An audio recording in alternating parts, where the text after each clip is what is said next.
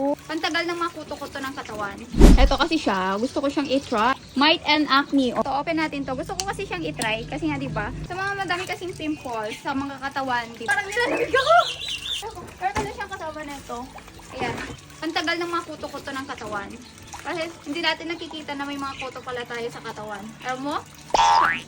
Oh! Para daw pag nagpapalitan up tayo, hindi natin alam na baka may kuto pala yung katawan natin kaya hindi tayo pumuputi. Ay, ang bango. Ang pula pa niya, oh. No? Parang siyang may pagka-mental. Amayin mo nga. Amayin mo, may pagka-mental. No? No? May pagka-mental, no?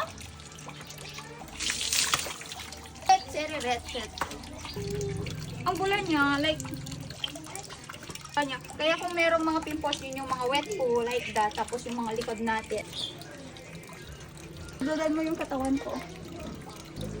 So, sabi ko dito, meron siyang pagka-mentol, tapos mabango siya, tapos masarap yung panludlod nila. Tapos sobrang bula. 5 ka na yun. Ha? 5 ka na yun.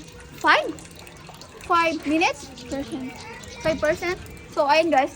Ayan. O, ganyan yung pang-kuskus natin. Joke lang, 20%. Kaysa mga naghanap ng ganito, ayan, baka may kuto yung, baka may body mites yung katawan natin. Yung body natin, syempre body nga, di ba? Try kayo netong ating Might and Acne para maiwasan yung madaming pimples sa katawan. And baka sa mukha pa.